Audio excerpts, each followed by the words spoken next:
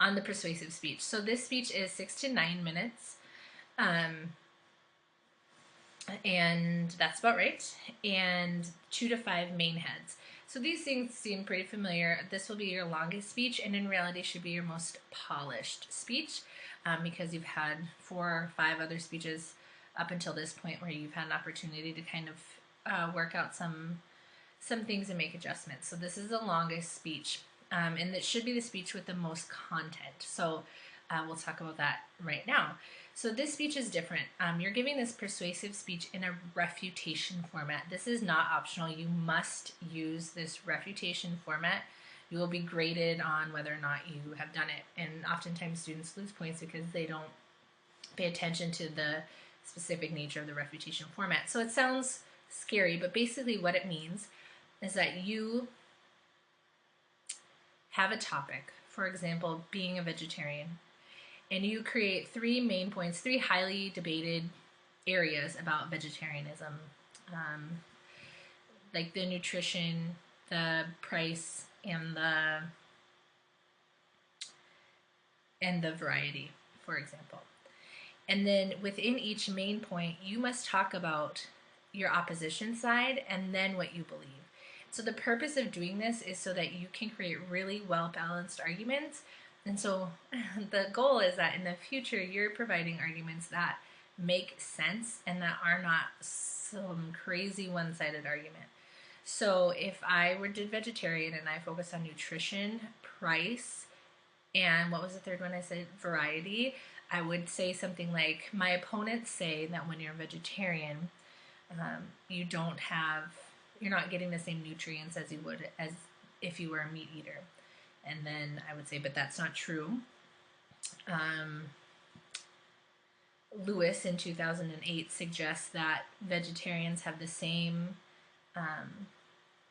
opportunities to get that balanced diet as a meat eater, something like that. So I want you to present your opposition side and then yours, and then your side. So you're refuting. That's why it's called refutation. You're refuting that point that you just mentioned. But you will have 2 to 5 main heads, and so you'll have 2 to 5 main points. But don't think of them so much as what you're saying wrong. Think of them as the overall concept. So in vegetarianism, I'm pro-vegetarianism, but I'm talking about variety, price, and nutrients. So I'm talking about those concepts, and then within those I say my opposition says, yet I say this. So 2 to 5 main heads, and that's how I want you to have it kind of organized. And then 4 sources minimum. Okay. So this is different. You need 2 sources for each side of the argument. So if you watch the news at all, you will know that it depends on which channel, of course. There are some news stations or radio stations or whatever it is that only they only cite credible sources for their side. Well, that is wonderful if you want to participate in propaganda, but for this speech, that's not the purpose. The purpose is to really develop well-rounded arguments. So I want credible sources, at least 2 credible sources for each side of the speech. So I must say, my opposition says, or Lewis, who opposes my view, says that. And then I would have credible sources for myself. All right. Remember, so many of you are forgetting to cite your sources verbally in your speech. And some of that could have been some confusion about the visual aid if you had it on the slide. Maybe you thought you didn't have to speak it, but you always, always, always need to verbally cite your sources. So again, just a reminder, but 4 sources total. These are just minimums, at least 2 for each side. So your opposition and then your side of the argument. And then this is something that when I taught it in class. So of course you'll make sure to record yourself, and of course there is an audience that you'll need. You'll need at least 3 audience members. Okay, and again, you'll see that I've docked points for that. So that's really important. If you don't have an audience in front of you, you are just talking to yourself, like I'm doing right now, and you sound like a crazy person. So we want to make sure that you have an audience in front of you. That's the part that people get nervous about. Okay, it's not the talking to themselves. We all do that. All right. So let me move on. So select a debatable topic, and again, make sure you do it in refutation format. So this was a question on one of the discussion boards. So do not state anything in the opposition view that you cannot refute. So if I'm going to say that my opposition says that vegetarianism is really expensive, and then I just ignore it when I say, when I, oppose that, when I refute it, if I just totally ignore that I've said it's too expensive, then I'm not doing a good job. I'm not directly addressing my opposition's view. And then state the arguments for one side, then say why and how the arguments for the side you support are better. So oftentimes, when we've taught this in a face-to-face classroom, we would say something. We would practice to say, my opposition says this, but I say this. My view supports this. My view refutes that in this way. So you can use some of those to kind of get the ball rolling and wrap your mind around this. This is kind of confusing initially, but again, that's why you have the discussion board. That's why you can email me. I could do another video if there was really some people that were having a hard time wrapping their minds around this. And then here we talk about a proposition, and you'll see that again in the sample for the outline. But a proposition, when we're talking about the persuasive speech, is really the thesis statement. So some of your outlines really lack a thesis statement, and that's so valuable, because then without one, we have no idea what's going to happen in the speech. So the proposition is your thesis statement, but it's different than a thesis, because your theses up until now have been, today I'm going to inform you about X, Y, and Z. But now for the persuasive, that thesis really has it's very pointed. It has a stance. So it's still the overarching idea of your speech, but within it, if you just read that sentence, will your audience know what direction you're taking? And if so, then you've made your proposition. You've created it correctly. So, today I want to talk to you about vegetarianism. There's lots of debate on its price, how nutritious it is, and if there's a lot of variety. But myself, being a vegetarian, I can attest that it is good for you. It does not break the bank, and you can still get a lot of variety in your diet. Something like that. I definitely know which way I'm leaning. I've previewed my main points. I've told you what I'm going to talk about. So something like that. And again, if you have questions about the proposition, what it looks like, please send them to me. Please send me your outlines before you submit them. I'd love to look at them. And I think that would be helpful for me if I was in the class. So please don't shy away from those things. So someone else asked if we could choose any topic we like. I've taught persuasive speeches where I limit what you can talk about. I'm not going to do that. You are adults, and if it's well researched and done correctly, you will be fair and not judgmental. If it's a really bizarre topic, then please let me know, or if you're a little nervous about it, email me and ask me. But there are no limits on this, but there is, you do earn points for being ethical in your speech.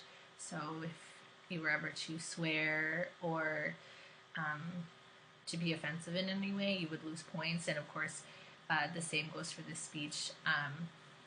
Students have even failed because of their unethical speech topic or choice of words and so on. So just be careful and just double check with me again if you have any questions.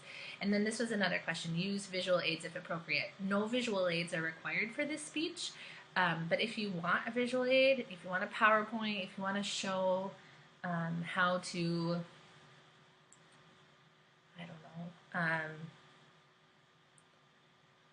make a rain barrel, I don't know, because you're pro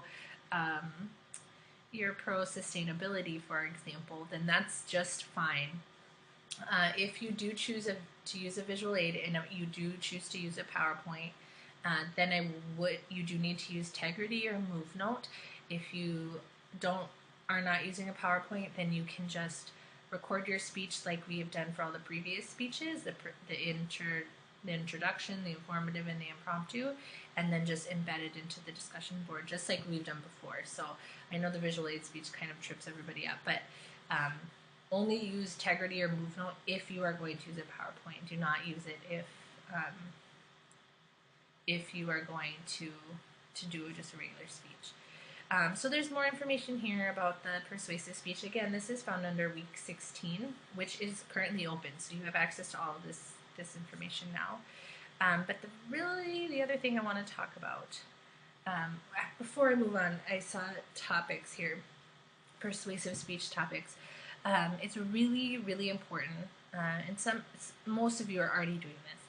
Nearly all of you are already doing this, but especially for the persuasive speech, it's really important that you participate in whatever it is that you are in favor for. For example, I've been using the example of being a vegetarian. I am actually not a vegetarian, so it's not an appropriate persuasive speech topic for me because I'm not a credible source. I'm not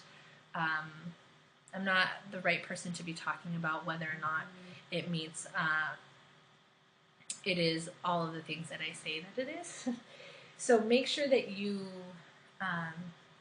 are participating in what it is that you are in favor for. So for example, chewing tobacco. If you're against chewing tobacco, make sure you don't actually chew tobacco. Seatbelts. If you're a pro seatbelts, make sure you actually wear a seatbelt, okay? Maybe talk about some of your own experiences. I had a phenomenal speech last fall about a woman who talked about motorcycle helmet safety, and her sister had died in a motorcycle accident because she wasn't wearing her helmet. That's the kind of powerful personal experience that will make somebody change their mind and really persuade them to your side of view. So make sure that it's something that you are doing, that you already do. It's already part of your life. I'm already a vegetarian. You know, I already don't smoke. I already contribute to an IRA. I already have farmer's insurance, for example. I don't know. Think of something you already do, you're already passionate about. I already recycle. I am passionate about recycling, for example. And because I do it, that I can put it into my introduction, and it establishes my credibility for the whole speech and makes it so much easier and more fun for you to research and then actually talk about. Okay, so that was about speech topics. So finally, let's talk about the outline, and you should be able to see it here. So again, you can only use a refutation format, but these are two outline options that you can use. So one, I personally like the one on the left-hand side, but you choose whichever one you want as you're putting your speech together.